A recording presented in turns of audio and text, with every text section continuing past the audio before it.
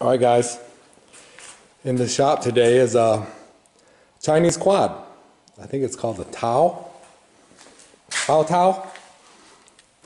Motors. You can find these things everywhere. But it got dropped off today because it won't start. You can see the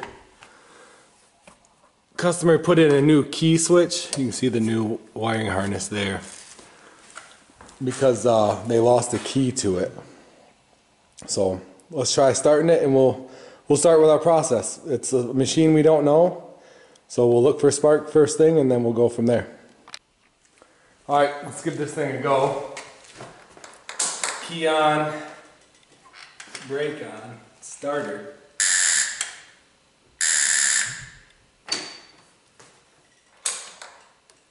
And we get that noise.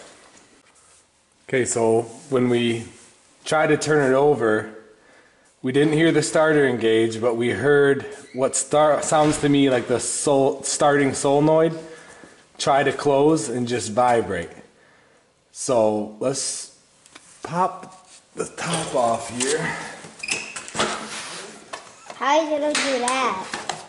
Just like that, buddy. I tried to over here, but I couldn't. Let's follow the red is positive. It goes down in there.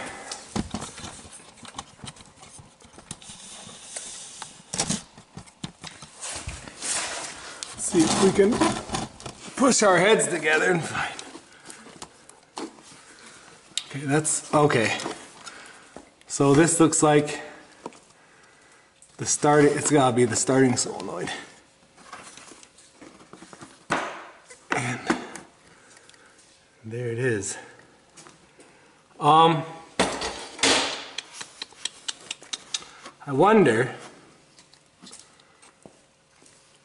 we can get a jumper cable and we can jump these and see if that tries to turn it over, and that would prove that our starting solenoid is bad. Because right now, to explain the starting solenoid, when you hit the start button, it sends a signal to this to close and connect your battery positive to your starter. And that's what turns your starter over. It's like your doorbell.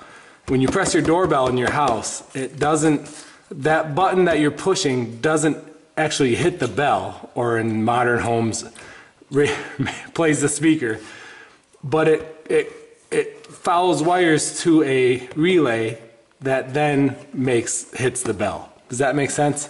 Makes sense to me, but that's what this is. So an easy way to bypass this is just to jump these with a jumper cable and to see if that turns it over. Let's see what I got here. I was just thinking that because of that area is a little crowded, that big old car jumpers are probably a little too big and chunky to get in there and to clamp on there. So I don't know, what gauge is this? 10 gauge?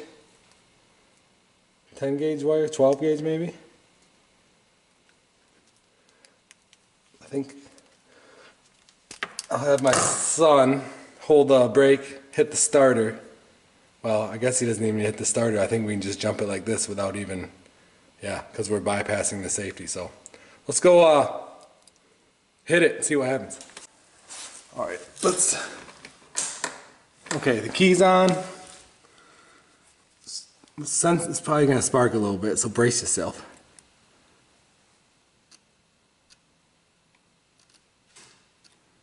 No? Nothing?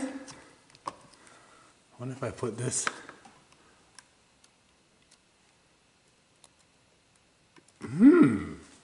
Okay, here's a thought. Maybe the solenoid's working as it should and it's closing and trying to send power to the starter, but this wire doesn't have a good connection to the starter, or not connected to the starter.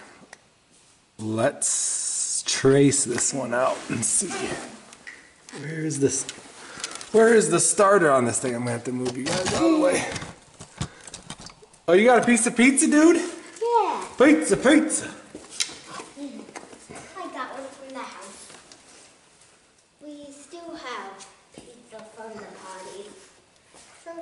Hey, someone. Yeah.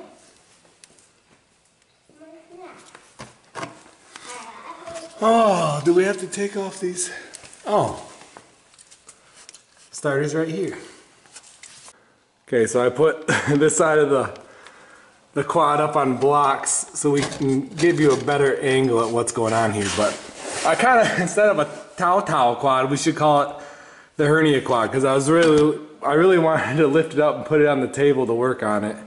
Makes it easier. But surely that would give me a hernia. So here is the circuit that we got.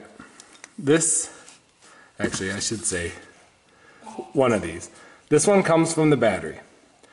Your key, when you hit the starter, it closes here and here, and then it sends it over to here. And this is your starter that cranks it over. So I have to share the space again. I wonder if there's a bad connection on here. I don't know, but it's not really you are doing this song. Thanks, buddy.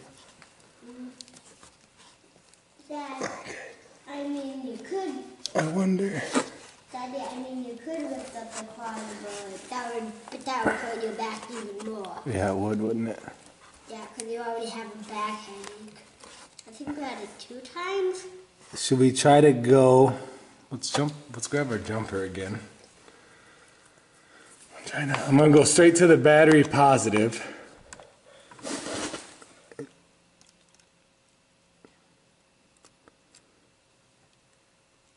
Do we have a dead battery? Let's test this battery. Okay, we're back on the top of this quad. I would imagine that this is a small 12-volt battery. Let's say a 9.3. Is it a 9-volt battery? What is it? Let me let this.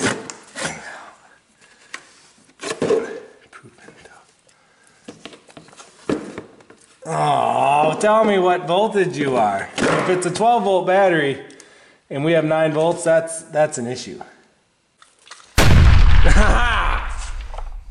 We got a jump pack. This thing doesn't care what voltage it is. It's gonna start it. Alright, can I get a nibble on here? Are you going to nibble yourself? Oh, this thing's got a bite on there. Come on. This is gonna be really embarrassing, Everett. If we went through all of this just to find out that it's a dead battery. Well, I don't know about you, but certainly you do not know what you're doing right now. Key on, brake on. Oh, jump pack on. Goodness gracious. Brake on, start.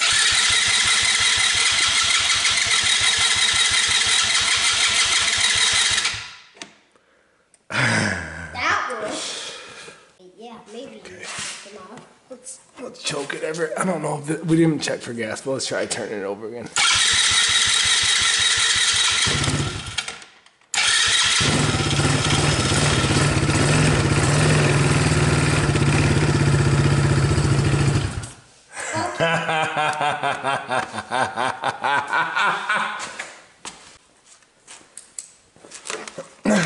Okay, one thing I do want to make sure before we ship this thing back to the owner is that let's think about the next possible problem he might have. Why did this battery die? Most likely it's winter now, it probably sat and it's draining and it's dead that way. Another possibility is that the alternator on here, when the engine run charges the battery, that's faulty. So let's get it started again, take a measurement and make sure the voltage is climbing on here.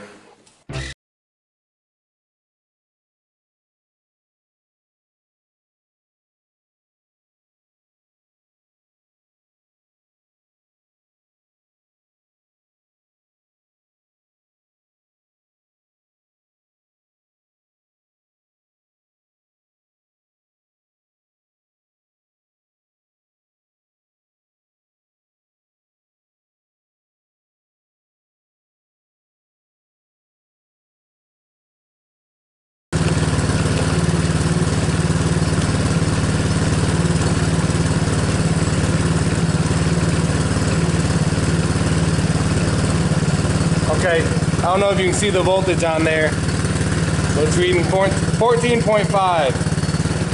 So, oh, there it goes. Now it wants to run. Maybe not. So we've proven that the alternator is working and charging this motor, because when we took it sitting idle, it was 9 volts. 12 volt batteries, a good one will sit at probably around 13 volts, 12.5. And when it's charging from the alternator, it will be up to 14 volts. So, well, that's a good example of not seeing the forest through the trees. Is that what you would call it? I was so excited to start the process of looking for a spark, checking for fuel, checking for air, compression, that I missed the biggest rule of diagnosing. And I'm gonna share it with you. It's do the easiest thing first. The easiest thing was to throw on a jump pack, and that would have proved the battery was good. So I've been doing this for a couple of years, and this is why mechanics make good money, because he would have, a professional would have saw that within 5 minutes and shipped it out the door. But that's why we're in this lovely warm garage together hanging out. So, all right guys, you're not seeing double. We actually have 2 of these Chinese quads, Tao Motors. Hi. Hi, Everett. Let's see what's wrong with that one. We obviously missed the mark on the one that's over there charging now.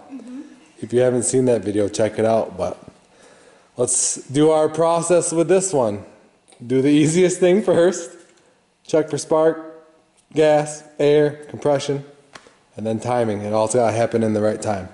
So let's get started. All right, let's try turning this thing over. Here's the choke lever there. Key on, brake on.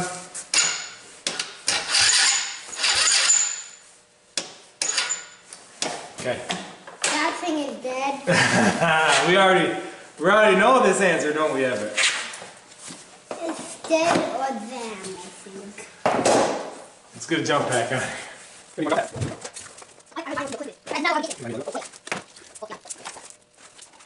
Ready? Ready. Key on, brake on.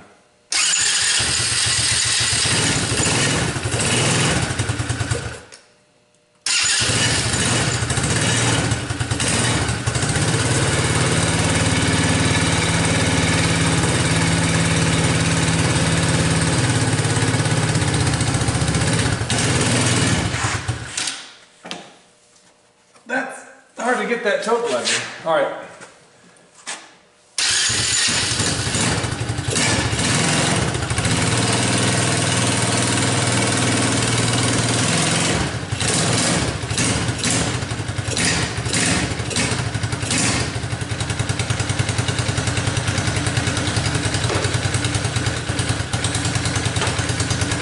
What the heck? Well, it's a nice wintry evening.